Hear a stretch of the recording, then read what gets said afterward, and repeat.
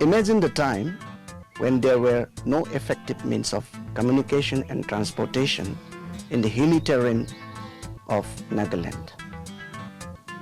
To protect the resources, to protect the people of the village, they gradually developed a means for protecting themselves through an institution called Morung.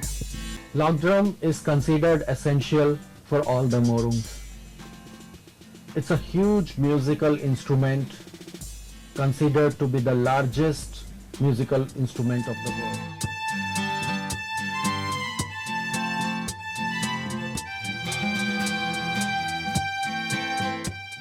It is beaten by the shammo, a wooden club, by the members who stand on both the sides of this log drum. Beating of the log drum produces various rhythms which conveys different messages like successful headhunting, attack of enemy on the village, fire in the village, conveying the message related to funeral of village chief, ceremonies related to solar and lunar eclipse, etc. The important aspect while construction of the Morung is the erection of the main pillar. This first and the foremost main pillar, it is the place where all the ceremonial ritual took place.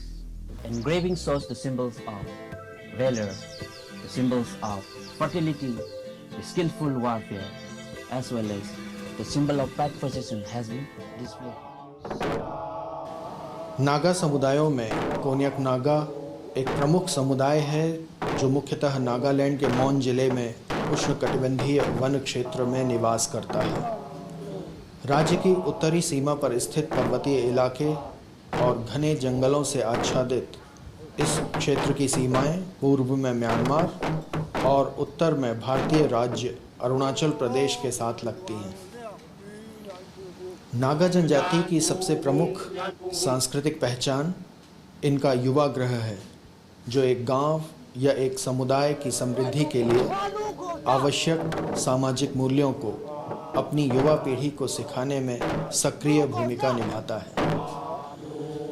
यद्यपि नागा युवा गृह को सामान्यतः मोरुंग कहा जाता है, तथापि इसके कई अन्य स्थानीय नाम भी हैं।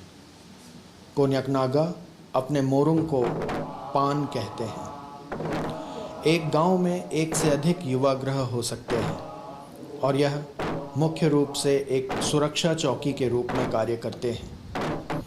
युवा गृह का प्रबंधन मोरुंग के वरिष्ठ सदस्यों और स्वयं सेवकों की एक परिषद द्वारा किया जाता है। कोन्याक नागा का मोरुंग दीर्घ गोलाकार होता है और इसका प्रवेश द्वार काफ़ी खुला होता है। मोरुंग का निर्माण बसाहट की सबसे ऊंची जगह पर आमतौर पर एक खड़ी ढलान के किनारे किया जाता है, जिससे सदस्यों को अपने गांव को दुश्मनों के अचानक हमलों से बचाने के लिए निगरानी करने में सहायता मिलती है।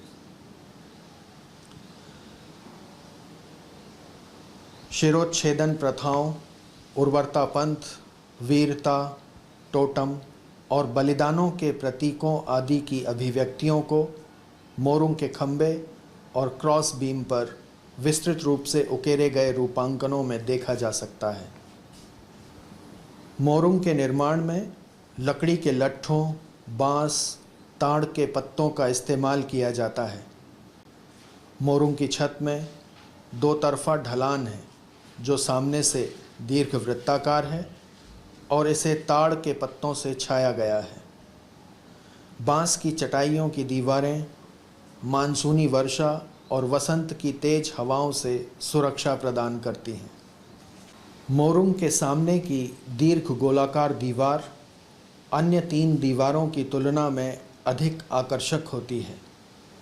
यह पूरी तरह से छोटे छोटे बांसों या लकड़ी के खंभों की बनी होती है, जिन्हें ज़मीन में गाड़ा जाता है और बांस की रस्सियों से बांध दिया जाता है।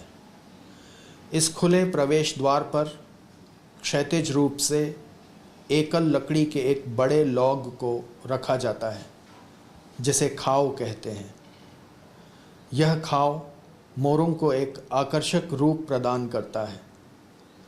12 से 14 वर्ष की आयु प्राप्त करते ही युवक मोरुंग में सोना शुरू कर देते हैं। जो युवा मोरुंग के प्रवेश द्वार से एक ही छलांग में खाओ पार कर सकते हैं, उन्हें रात में मोरुंग में सोने की पात्रता मिल जाती है। मोरुंग के अंदर युवकों के सोने के लिए एक कमरा है जिसे जोई कहा जाता है। मोरुंग के सदस्यों से मिलने आने वाले लोगों के बैठने के लिए सामने की तरफ वाकम नामक एक संरचना बनाई जाती है। वृद्ध लोग आमतौर पर अवकाश के समय वाकम पर बैठकर समूह गीत गाते हैं।